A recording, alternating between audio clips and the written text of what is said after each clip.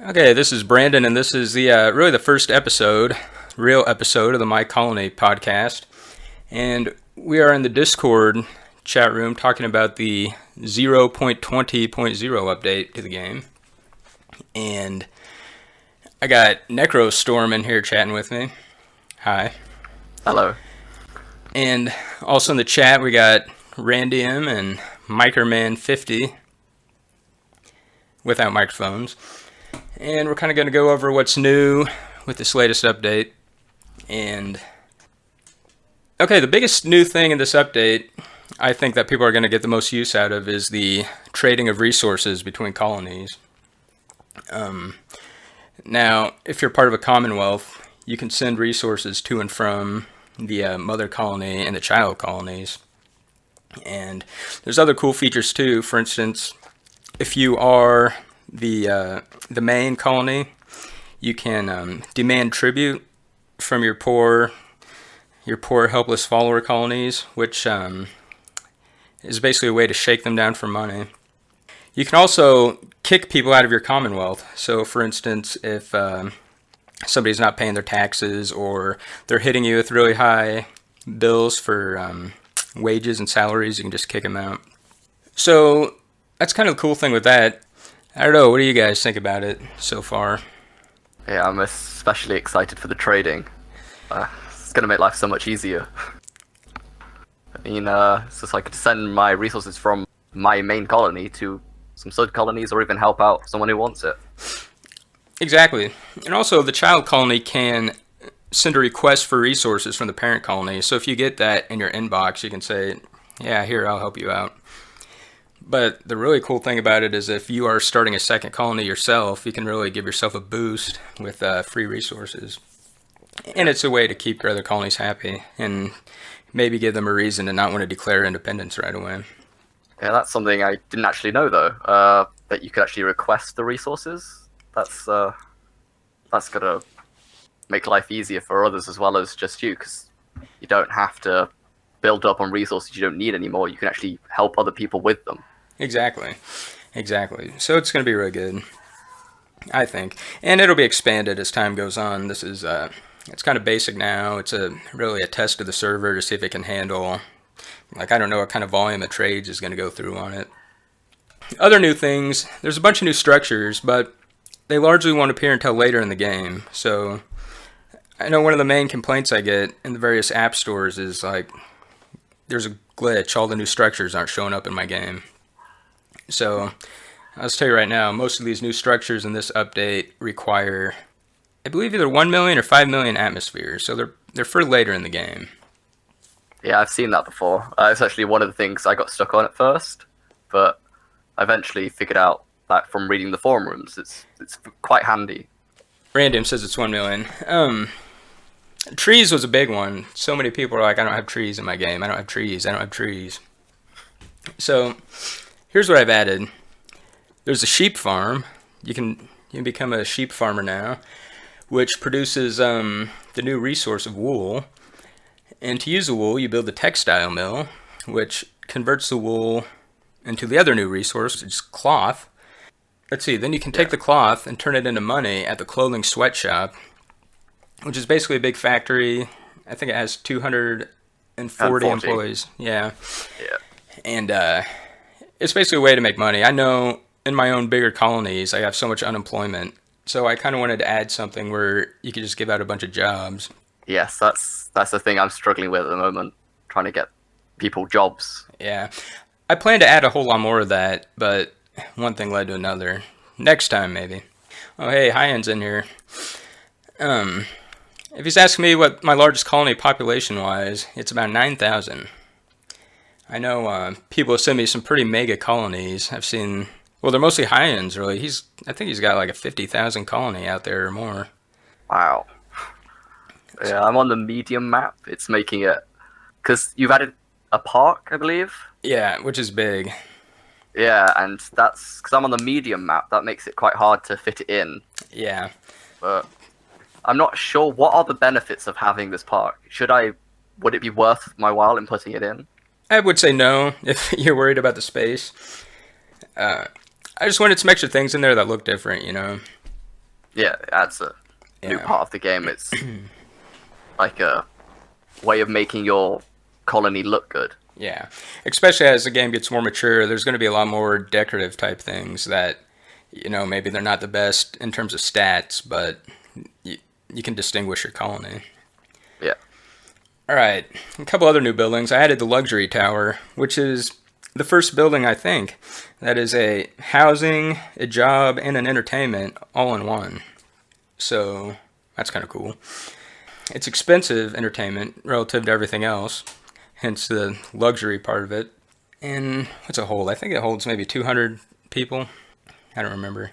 But build it. Oh, It's cool. yeah. What I like about it is it not just like it's not only guests that go into it. You also have workers Yeah. and residents, which is something you haven't done before, and it allows me to also get more people jobs and still earn a bit of money from it as well. Exactly. Yeah, so it's a good building. You actually can make a lot of money on that building because it generates money from guests going in, plus it just generates money on its own. So that's a good one to have later in the game. Or two or four. I've got 4 of them at the moment. I think that's what I got too. Alright, I added the ancient alien condenser. And I know some people on the forums are like, what's the point of this thing really? Because by the time you can get it, you already most likely have a ton of water. And that's what it does. It converts atmosphere into water. But Yeah. the deal is it just does as much at a much faster rate, and it sucks up a whole lot more atmosphere. Eventually, there's going to kind of be an aspect in the game where if your atmosphere gets too high, bad stuff starts happening in the colony. Nothing like detrimental, but like the ground is going to start turning into sand. And I kind of talked about in the forum making it like a post-apocalyptic Mad Max universe where the people look all grungy and the buildings start looking dirty and whatnot. Oh, because my atmosphere's nearly 29 million. Well, it's going to be a really high level. I kind of wanted it to be maybe an Easter egg type thing where most people won't see it, but it'll be funny for the people who do, maybe. Yeah, I think that's quite cool. So there's that. Oh, and the new power plant, the hydrogen reactor. It's better than the nuclear plant. It's so smaller, less employees, and it runs on water instead of uranium. And generates more as well. And generates more. So far it's the best power plant. Until I come up with a crazy alien power plant, which will be better. I know some people talked about adding oil and stuff, maybe having an oil plant, which in my head it's cool, but I also don't know like where it fits into the, because it wouldn't be better than the nuclear. Yeah, I wouldn't know where it would go in either. It probably, if you could incorporate it further below the nuclear, but other than that, I wouldn't know. Yeah. Randy, what were we talking about running on rum? Oh, that's a luxury tower. Yeah. Yeah, I almost forgot about that part. It uses up rum constantly because, people live in the luxury tower. They drink rum. Them rich people. Rich people. The poor in the colony can barely afford water, but everyone else gets rum. Then the last new structure is a large park, which we kind of talked about already. It's just a really big park. It adds some green to your colony, but in terms of how many people it can entertain, it's really not the best. And it's also free entertainment. So if you like to get money from your people, that's something to consider. All right, and then to go along with that, the new technologies were the low-gravity husbandry, which is required for the sheep farm. And I think in the next few updates, I'm going to add some other animal stuff, like I was thinking cows, and then you can make leather, and then make shoes, which gives you like another industry type thing to work towards. More income. Yeah, I'm trying to think of more things for later in the game, because, you get to a point where you've built everything, and it's like, what do I do next? There's already quite a bit at the beginning. Yeah. I was thinking there needs to be more use for money. I mean, I know there's now trading and stuff. You can send resources to people, and you can also buy other resources from people. But I feel like I'm just stacking up a ton of money that I can't get rid of. I know, there's got to be... there's a lot to figure out with the economy, because it is too easy to just have money later on. Yeah. But we'll get it figured out. I mean, maybe a building later on that costs loads. Like 10 million or something. Yeah, and somebody also posted in the forum about having upkeep for the different buildings, which could be something. Yeah. Something to look into. I mean, I don't know. you always got to play around with this stuff. Sometimes I add something and then I'm testing it out and half my colony dies, so we don't want that. I think I pretty much went over all the new stuff in there. Did you I guys don't know of think you anything I listed it. missed? The Alien Microchip Factory. Did you say that?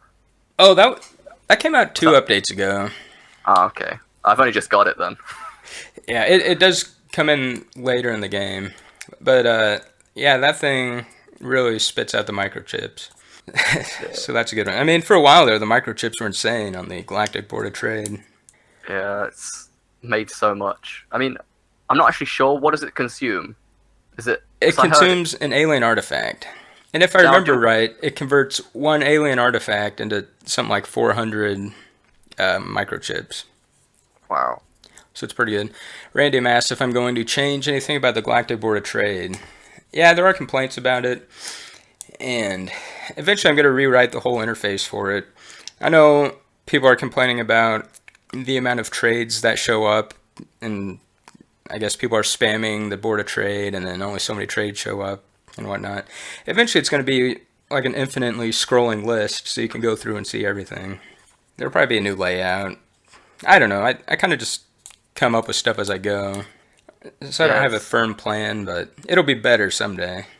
It's also the fact you can only buy 100 at a time. Yeah, that I know. That's something a lot of people bring up, and I do have to change that. The Like maybe just click on it and you can select the amount you want to buy at a certain price per yeah, 100.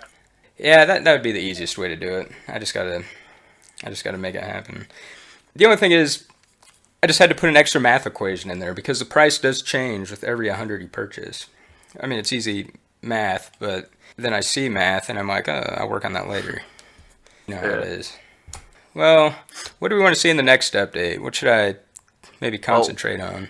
Randium just said, "What are your thoughts on public transport?" I think it would be cool.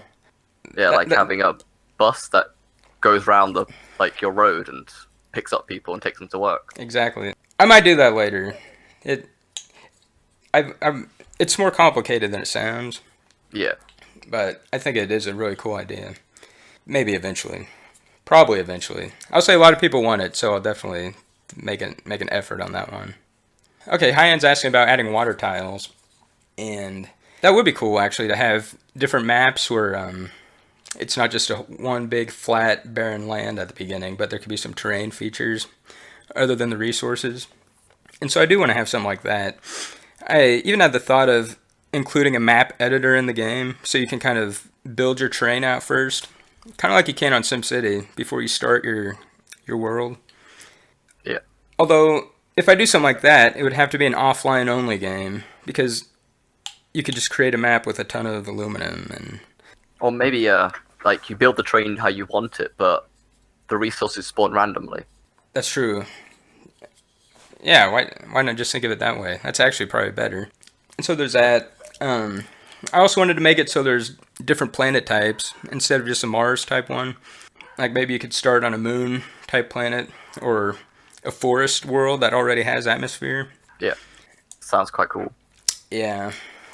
And people have mentioned having certain types of planets that only have certain resources. And then And you have to do trade. Yeah. Yeah. And I'm fine with that, but it'd have to be resources for later in the game, you know. Yeah. But yeah. Oh, Random asked about I did talk about this. People have been wanting the ability to move their buildings. And I didn't want to just make it so you could click on your building and move it.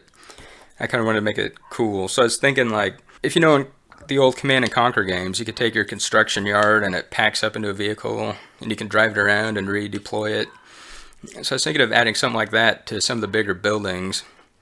So if you accidentally placed your ore refinery in the wrong place, you could pack it up and drive it across the map. Or drive it next to a bunch of ore for faster harvesting. Yeah, it's a feature I would want in the game as well, because my colony's a mess. Yeah. So I think I will have that. I don't know if it makes sense on smaller buildings like a silo or a solar panel, something that you can just build for pretty cheap. Yeah. But I definitely think it would be cool to be able to drive your buildings around. There is one thing that I kind of want to be added, and it's not that much of a big deal. It's just that the roads once you get to the hardened pavement, you can't upgrade them to the brick or the yellow brick road. So I was wondering, instead of having to destroy it all, you could make that a feature. Yeah, I can do that. My thought was that the pavement and the bricks were just in kind of two separate, you know, Okay. two separate tracks. Because the way it goes, in terms of speed, there's a pavement, then the red brick, then the hardened pavement, then the yellow brick. Yeah. But also, a lot of people wanted the upgrades, and I've always thought the players know better than I do, so it might happen. All right. It might happen. All right, what's Random asking here? How about allowing people to make their own colonist texture with some default presets? Then the colonists from their womb vat would look like that. It would be neat to, I don't know how it'd work, maybe, especially on mobile, to have like a little picture editor built in where you finger paint your colonist. I don't know if that's what he's thinking, but I guess something like that could be cool. And then immigrants from different colonies will look like whatever that person drew. I mean, that's all something to look into down the line when I've run out of other ideas. Let's see, Microman asks, can we have vehicles and people using separate pathways? Probably. We could probably do that. I don't think it'd be too hard. I will say I'd have to keep track of two different pathfinding arrays in the game. And that's actually the biggest memory consumption in the game, is the saved paths for all the vehicles. Which I did cut that in about half in this update, so I hope that helps people on Android who've been having memory-related force closings. I'll see about special pathways for the people. It might not be that hard. I do think there's an issue with that, though, because if you're having two separate paths, then it's using up a lot more space. It's using double the space. Yeah. I don't know about you guys, but I've been doing these things in my colonies where I kind of make a road out of hardened pavement, 2 tiles wide, and then on the edge of it, I kind of put a regular pavement sidewalk. And the colonists don't use it right, but I think it looks cool. Random does the same thing. Well, with all that said, I think I'm going to end the podcast. We can keep chatting in here, but I just want to let everyone know anybody can join the Discord channel when we do these. I'll put a link to it on the page for the podcast. It's not just limited to people in the forum, so this will, I hope, be a good way to get information out about each update. Since I know a lot of people don't read the forum, maybe this is just one other avenue for people to know what's up and maybe answer some questions before they give up on the game or leave the dreaded 1-star review. So, I think that's it for today. Thanks for listening, and goodbye.